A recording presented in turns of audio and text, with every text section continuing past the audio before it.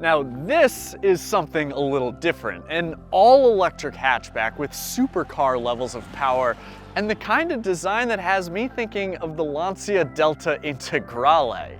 But that's not a Lancia, no, it's a Hyundai. Specifically, it's the 2022 Hyundai IONIQ 5. And now, before we get into who this car is for, how it stands up to the competition, and whether or not you should go buy one today, let me first say welcome. If you're new to the CarGurus YouTube channel, please hit that subscribe button. We'd love for you to stick around.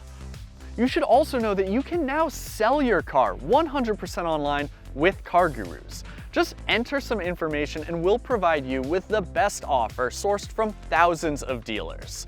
Get an offer, have your car picked up, get paid. It's that easy.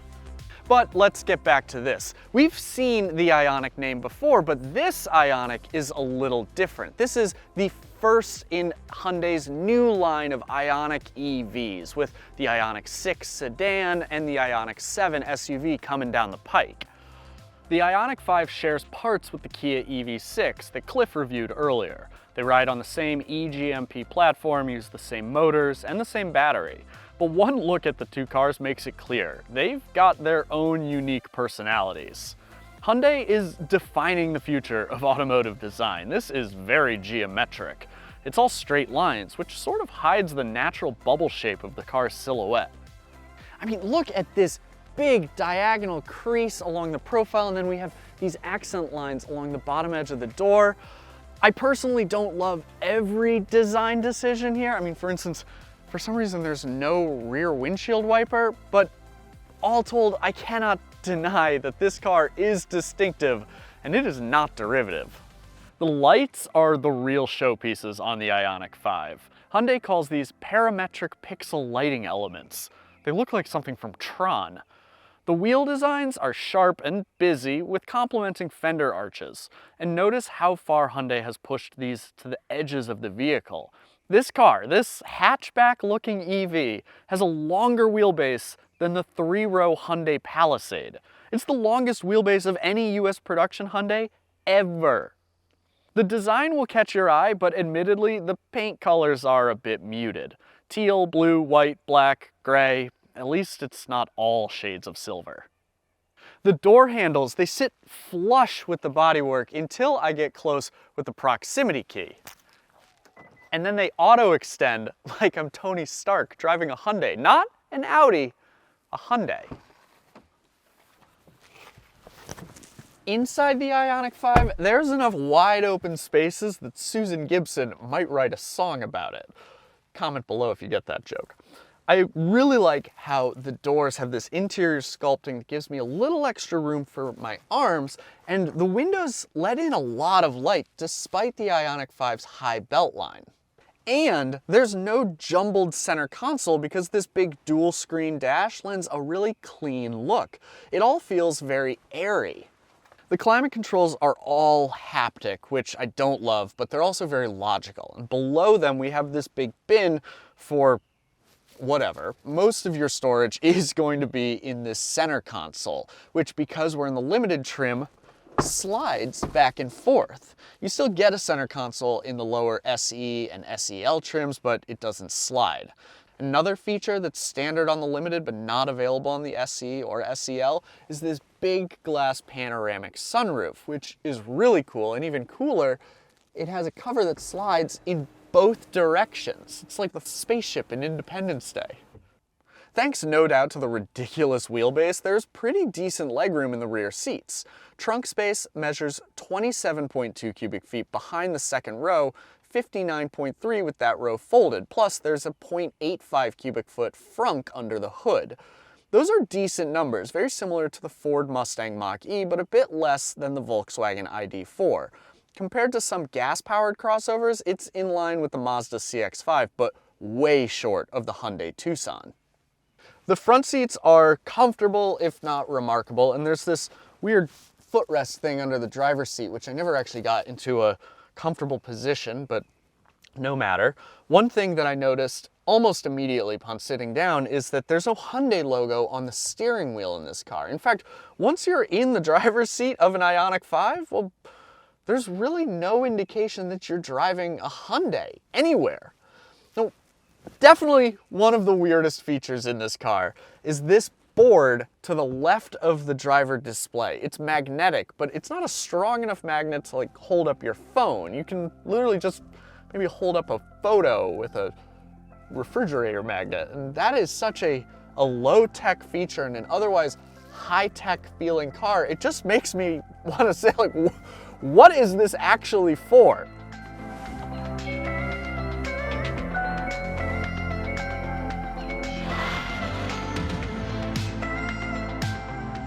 Also, how does it drive? Well, it's actually really, really fun. I mean, this thing can hustle despite its massive weight. In fact, the weight kind of adds to the entertainment of the whole thing. You can feel it toss its weight around, but there's so much power, it's fun rather than unwieldy.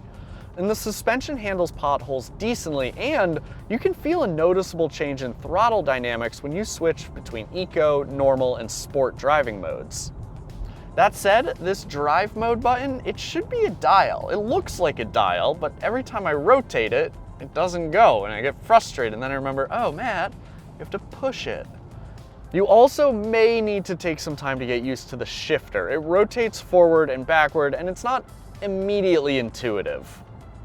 Overall, the IONIQ 5 delivers a terrific EV driving experience. It is whisper quiet, it's startlingly fast, and it actually handles pretty well. I mean, it rolls a little bit through the corners, but not as much as you'd expect given its 4,600 pound weight. Now, this car is loaded with interesting quirks and features, but one of the more interesting ones is what's called vehicle to load, or V to L charging. And basically what that means is that you can plug in and power devices using the IONIQ 5's battery. There's a power outlet below the rear seats on our test car, but you can also get a converter that attaches to the charging port on the car's rear quarter. With the interior plug, you can power devices when the car is on, but if you use that adapter on the exterior plug, you can charge stuff whether the car's on or off. Hyundai sells the IONIQ 5 in 3 trims: SE, SEL, and Limited. There are 2 powertrain options across each trim, a rear-wheel drive model and an all-wheel drive one. With rear-wheel drive, you get a single 168 kilowatt electric motor good for 225 horsepower and 258 pound-feet of torque. All-wheel drive, which we're testing, pairs that 168 kilowatt rear motor with a 74 kilowatt front motor. All told, that one's good for 320 horsepower and 446 pound-feet. If that sounds like a lot, well, it is. This car is quick.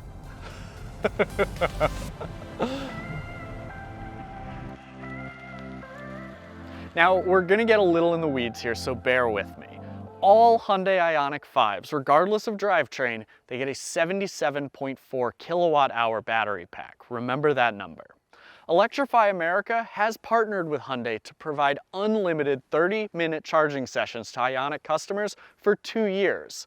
But regardless, the majority of EV owners, they still spend the vast majority of their charging time when they're at home. With rear-wheel drive, Hyundai says the IONIQ 5 should have a 303-mile driving range. With all-wheel drive, it's 256 miles. That makes sense because the IONIQ 5 doesn't get a bigger battery when it adds all-wheel drive, as some EVs do.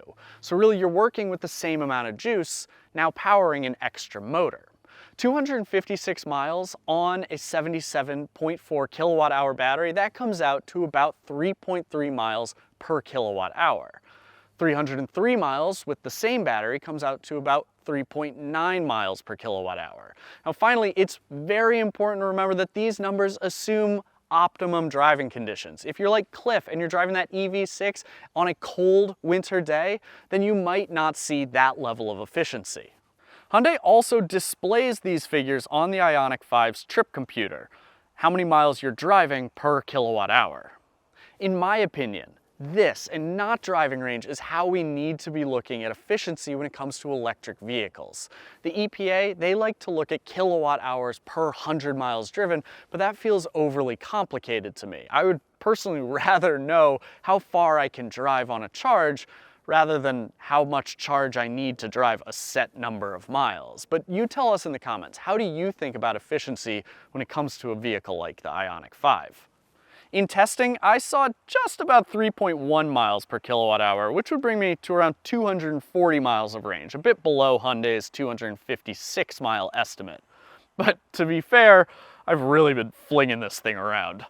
Now let's talk about charging. It should only take about 18 minutes to go from 10 to 80% on a 350 kilowatt charger, but good luck finding a 350 charger that actually outputs at 350 kilowatts. We tested ours on a 150 kilowatt charger that was giving us between 50 and 100 kilowatts at any given time during our session. And we saw the battery go from 59% to 80% in 21 minutes. Now, if you are to plug it in at home on a level 2 charger, you should get a full battery in a little less than 7 hours. Now, as much as I really like the way new Hyundais and Kias drive, I'm done with their approach to tech. There's a lot here, but frankly, it is a mess to sort through, particularly when you're driving. The icons all look the same, and the system is too reliant on touchscreen controls. Also, what is up with this? We have a volume knob, but then we have this switch for tuning, and I suppose the thinking here is that the switch gives you a little more control when you're scanning through radio stations, but honestly, I'd rather this just be another knob. Also, we have wireless charging pad for your phone down below in this center console, but if you want to run Apple CarPlay or Android Auto, you need to plug it in with a wire, and that wire has to go down here. So we have this cord running through the middle of our nice wide open space, effectively ruining that nice wide open clean look, something I really liked about the interior. It's just frustrating, but thankfully there are some positive things, some really good things going on in here. The dedicated buttons for the infotainment are nice to touch, and I love having a customizable button on the dash and the wheel. You can rapidly access seat heat, which is standard, and seat ventilation, only on the limited trim, via this warmer button. And the digital driver info display has some customizations which visually match the forward-thinking design elements found elsewhere in the car. The Bose stereo, complete with ambient lighting, is also very clean and balanced, if not mind-blowing. There's also a lot of safety tech in here. Blind spot avoidance, rear cross traffic alert, a backup camera, lane keeping assist, lane follow assist, and adaptive cruise control. All of that comes standard. If you get the limited trim, you also get a surround view monitor, which I love, and Hyundai's blind spot view monitor, which I really love. A year ago, Tesla took home pretty much all the EV awards by default. But now this segment is loaded with competitors, and a lot of those competitors are really good. They're also all sorts of different shapes and sizes, so we're not stuck choosing between little beans like the first-gen Nissan Leaf or the Mitsubishi i-MiEV. Ugh. There's the Mustang Mach-E, the ID4, the EV6. The second-gen Leaf doesn't look too bad, and the upcoming Nissan Ariya, it looks flat out good. And on the luxury end, we've got the Polestar 2, the Mercedes EQS, the Volvo XC40 Recharge. You have options. The 2022 Hyundai IONIQ 5 starts at $44,895, including a $1,245 destination fee. And honestly, that sounds pretty compelling after you factor in the tax incentives. But our limited all-wheel drive tester, well, this one comes in at $56,340, again, including the destination fee, and that feels like a lot. I mean, the incredibly plush and huge Palisade calligraphy, well, that starts at $47,040. So the IONIQ 5 isn't a bargain, it's just not, but it can also go head-to-head with the competition, all of which also cost roughly that same price. And believe me, if I knew I wanted an EV and I had the means to make it work, I would go with one like this, because the limited all-wheel drive IONIQ 5 and its $56,000 price tag, well, it doesn't just look like the future. It has the features like the cool roof and the sliding console and the great safety tech that make it feel like the future too. Thank you so much for watching. We want to hear from you in the comments section below, and remember to subscribe to the channel and then head over to CarGurus.com and read our full written review of the 2022 Hyundai IONIQ 5. We'll see you next time.